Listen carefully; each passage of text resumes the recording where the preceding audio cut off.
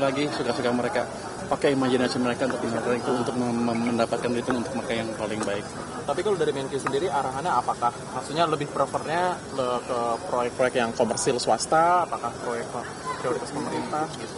Yang kita bilang ada nggak jangan dipakai beli bond dan jangan dipakai beli SRB gitu. Hanya itu aja. Yang lain market base suka-suka mereka.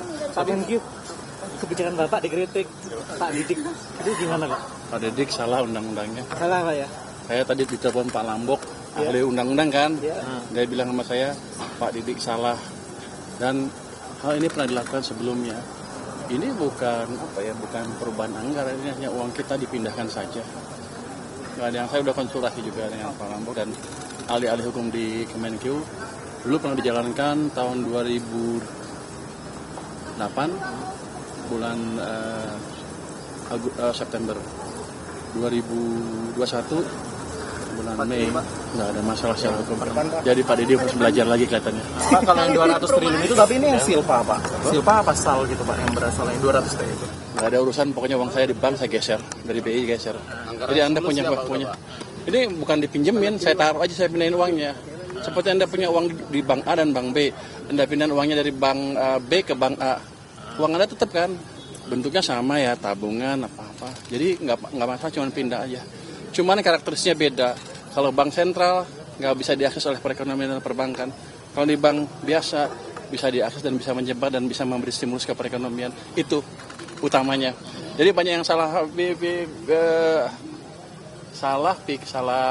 mengerti. Seolah-olah saya memakai SAL untuk pembangunan atau uangnya saya ambil untuk pembangunan tertentu. Tidak.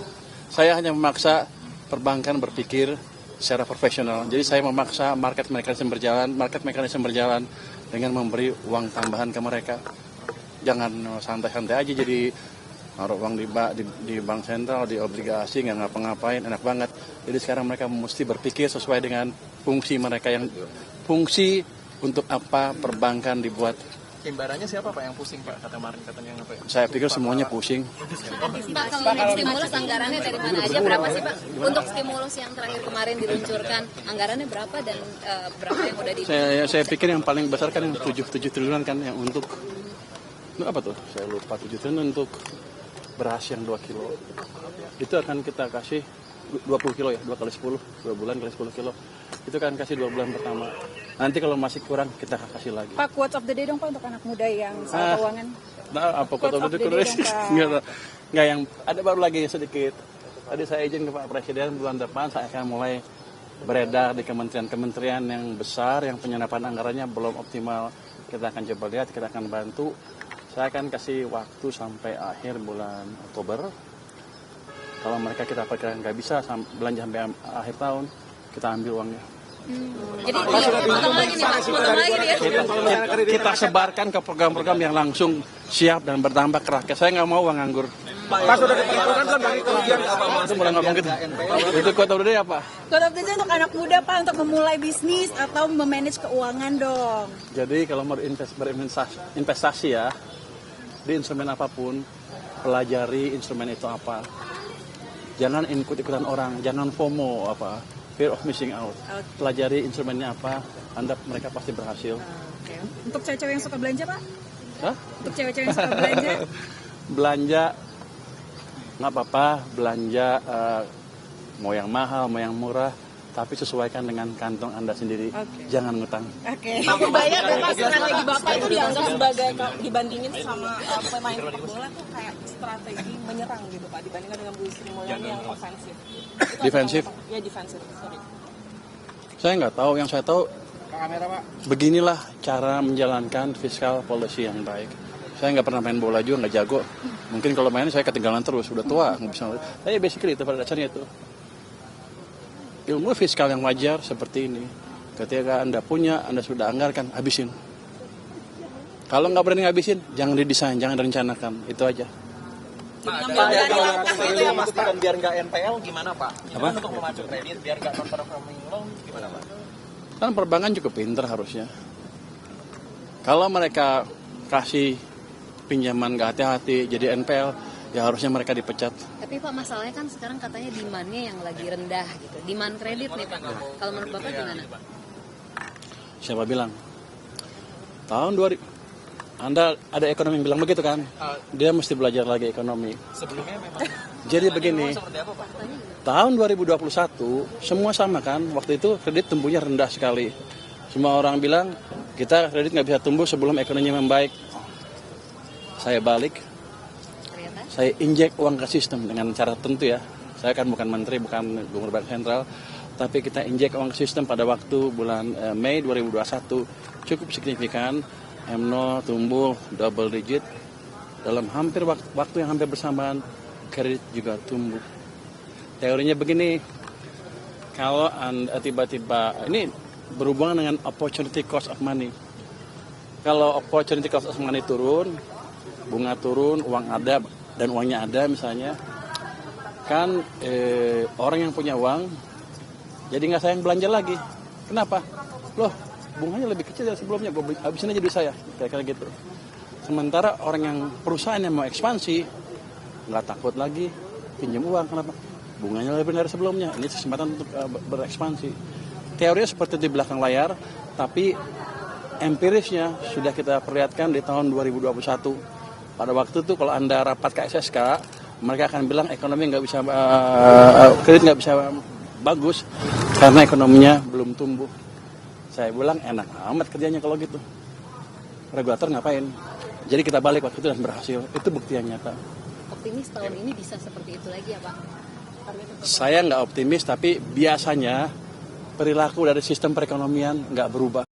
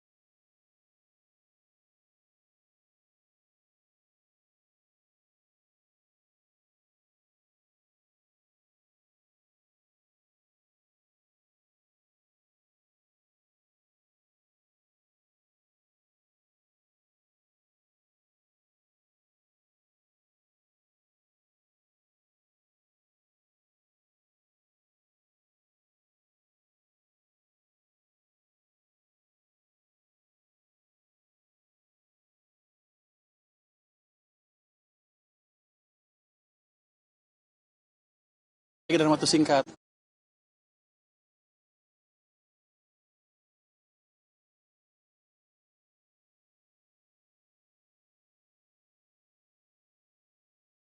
Mulai. Jadi untuk saya sih terlalu dini untuk merubah undang-undang P2SK. Tapi kalau emang ada nanti masukan, kita lihat bisa perlu dirubah apa enggak. Saya akan pelajari masukan yang masuk yang sampai ke saya. Nanti kan kita pelajari harus dirubah apa enggak. Tapi pandangan pribadi saya seperti itu. Jangan cepat-cepat ngubah peraturan. Di draft RUU-nya tuh ada yang Bank Indonesia harus ikut ke lapangan kerja segala macam itu Pak. Itu emang perlu kalau benar. Saya nggak tahu. Saya belum lihat. Pada saja gini. Kalau di Amerika kan 3. Stability, price stability, unemployment kan lapangan kerja dan growth kan. Mungkin kita mau ikut ke sana. Saya nggak tahu yang kemarin kan udah dirubah, belum masuk ya. Growth sudah sih Pak. Tapi kalau ini yang di Cuman gini, kalau menurut ilmu moneter, kebijakan moneter tidak bisa melakukan semuanya. Biar aja dia fokus dengan langkah-langkah yang dia bisa kerjakan. Jadi mungkin boleh ditambah sedikit-sedikit fungsinya, tapi jangan harap kebijakan moneter adalah satu-satunya yang bisa memperbaiki ekonomi kita. Jadi harus ada koordinasi atau concert effort antara fiskal dan moneter. Oke. Iya, yang pertama ya. Hasil rapat yang tadi apa Pak? Enggak. Itu kan independen. BI kan independen. Anda jangan anggap pemerintah intervensi. BI itu independen, full independen. Pak, ini kan H-1 BI Red, Pak. Ya? Ini H-1 BI Red. Oh, besok rapat. Enggak ada ngomong, enggak ada penjara itu. Pak, di revisi UU PPS nggak ada terkait ini Pak. Kursi LPS terancam kosong itu Enggak, dalam waktu singkat akan diisi. siapa Pak? Enggak tahu. Pas.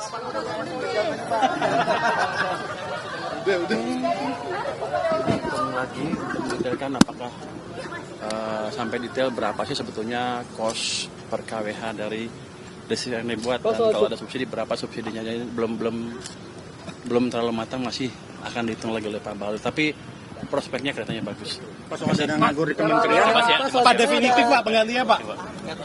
Besok Menteri Keuangan untuk rencana kerja lebih ke DPR Pak jadinya. Sebelumnya kan Bapak kalau nggak salah ketua LPS, nah itu kan lapornya ke Menq Pak ya rencana kerja. Nah itu diubah kan Pak? Kalau diubah, misalnya besok oleh DPR, langsung ke DPR. Tapi kan kalau DPR nggak perlu berubah, maka kan 2 tahun kan, berarti tahun depannya baru otomatis ke DPR. Tahun ini harusnya masih ke Kementerian Keuangan. Tapi Bapak tidak keberatan kalau misalkan untuk perubahan itu Pak, LPS tidak perlu lagi melapor ke Kementerian Keuangan terkait dengan laporan rencana kerja itu Pak? Itu kan keputusan Mahkamah Konstitusi, kita hargai keputusan Mahkamah Konstitusi. Saya ikut hukum. Pak besok datang nggak Pak pelantikan Pak? Besok datang nggak pelantikan besok? Nggak tahu, undang. Undangannya belum ada ya Pak? Saya nggak tahu. Siap. Makasih ya Pak Terima kasih Pur. Pak Burdaya. Hati-hati Pak.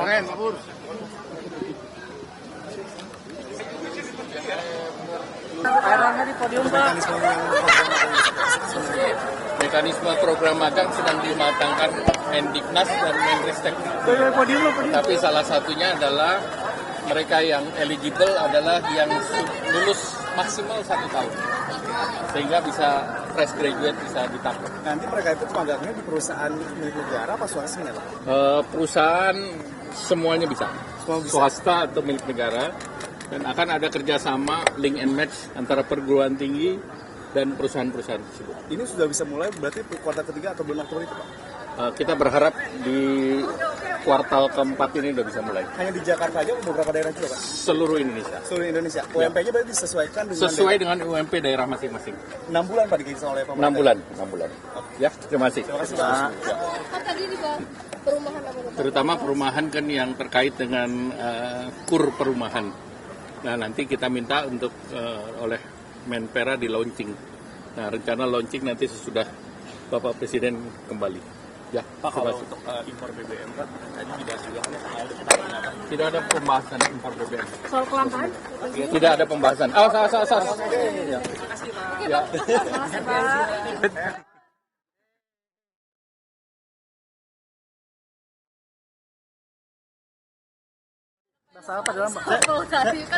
Baik, jadi tadi Pak Presiden mengumpulkan beberapa menteri ya yang terkait. Yang pertama, bagaimana Indonesia ini bisa mempunyai pembangkit listrik yang green ya, yang bisa diperbarui ya, renewable energy ya, intinya seperti itu. Nah, kita ada beberapa option ya sehingga nanti bisa murah ke rakyat ya, dan negara mungkin juga tidak melakukan subsidi lagi ya. Itu salah satunya yang dibahas ya, nanti secara terperinci akan disampaikan oleh menteri yang terkait. Kemudian juga ada pembicaraan ya tentang koperasi merah putih ya, yang sudah berjalan, dievaluasi sama beliau progresnya sampai di mana ya. Kemudian koperasi nelayan ya dan lain-lain sebagainya ya, itu dievaluasi ya supaya progresnya setiap saat dimonitor oleh beliau dan diharapkan sesuai dengan target yang telah ditentukan. Ya, mungkin demikian. Pak, ada nama Jamari Caniago masuk di list reshuffle besok, Pak. Itu Waduh, saya nggak bisa bicara tentang reshuffle ya. Biar nanti Tapi namanya udah final belum, yang Pak? diumumkan beliau. Hah? Udah final belum nama untuk Menko Polhukam? Waduh, nggak ngerti lah gitu ya. Reshuffle nanti biar itu urusan beliau ya. Prerogatif beliau. Tapi kan secepatnya ya, Pak. Apa? Tentang reshuffle ya jangan tanya saya. Tapi Bapak diajak, Pak, Bapak diajak. Tapi besok ada undangan jam 2 Pak di sini pelantikan. Nanti kita lihat ya, nanti biar Pak Bapak dilibatkan nggak, Pak? ya. Ada diskusi, Pak. swasta gimana Pak dibahas? Ya itu semuanya dibahas ya, bagaimana supaya teknik-teknik di lapangan itu mungkin ada yang tersumbat di sana sini ya, masalah-masalah teknis itu jadi juga akan dibahas dengan menteri-menteri terkait. Intinya bagaimana memberikan pelayanan kepada masyarakat ya, semuanya tersubsidi dengan baik, pangan, energi dan semuanya bisa murah ke rakyat. Berarti besok siapa pakai dasi biru buat itu Pak, ikutan pelantikan? Kamera, Pak. Waduh, saya belum tahu besok ada apa pelantikan atau tidak. Nanti tanya. Tapi dasi biru Bapak diajak diskusi nggak, Pak? dasi biru Pak. Dasi biru, wah saya punya 5 dasi biru. Besok dipakai satu, Pak. Presiden memastikan secepatnya akan dilantik ya karena udah seminggu kosong nih kursi Menpor sama Wah, Menko Polhukam. saya kurang tahu persis ya, namanya kan ad interim kan tidak ada batas waktu ya, mungkin bisa seminggu, 2 minggu, sebulan. Bapak, tergantung kebutuhan. dilibatkan nggak, Pak? Diajak diskusi. Diskusi, Pak. Diskusi nggak? Ngobrolnya udah sejauh mana, Pak? Menko Polhukam sama Menpora Bapak ikut. Enggak, tadi saya tidak ikut diskusi tentang itu ya, itu hak prerogatif. Oh, tapi ada, Pak ya? Tadi ada, Pak. Udah ada berapa nama sih, Pak? Kandidatnya, Pak? Ada rapat. Ini tadi hanya bicara tentang itu energi ya, energi Koperasi Merah Putih, nelayan dan lain sebagainya lah ya. Belum finalnya, Pak, nama-nama calonnya, Pak? Dokumen capres cawapres Pak. Apa? Keputusan KPU yang merahasiakan dokumen capres cawapres itu. Tadi nggak dibahas juga. Kalau ada khusus mengenai monopoli Pertamina bagaimana Pak? Apa? Monopoli Pertamina, monopoli. Monopoli? Enggak ada monopoli ya, semuanya ini kan didistribusikan dengan sebaik-baiknya ya. Tinggal kalau ada masalah-masalah teknis di lapangan ya, semuanya dikoordinasikan dengan sebaik-baiknya. Kadang-kadang kan keputusan dengan implementasi di lapangan ini kan ya mungkin harus ada evaluasi ya yang di bawah. Tapi tadi Dibahas dalam apa? Sudah sampai mana sih Pak? Dibahas dalam apa mengenai SPB Bolan? nanti akan disampaikan oleh Pak Kapolri. Kan Pak Kapolri ada juga. Ya. Oke ya. Dibahas bersama Kapolri Pak, tim reformasi. Bapak kalau ad interim itu nggak ada batas waktu berarti nggak secepatnya dong? Yo dilantik? ya tergantung kebutuhan kan dan Pak Presiden kan untuk mendapatkan calon yang tepat putra terbaik bangsa kan. Sampai kapan ini Ya, ad interimnya? kita tunggu aja. Sebulan, 2 bulan? Masih banyak, Pak, calonnya, Pak, di pertimbangan ini, Pak. Profesional Pak. Diisi oleh orang politik atau profesional? Pasti orang TNI yang Purnawirawan ya Pak? kompeten lah. Oke, terima Terima kasih Pak. Putra terbaik. Bapak putra terbaik Pak ya? Bang Firman bentar lagi masuk. Iya makasih Pak. Bang Firman bentar lagi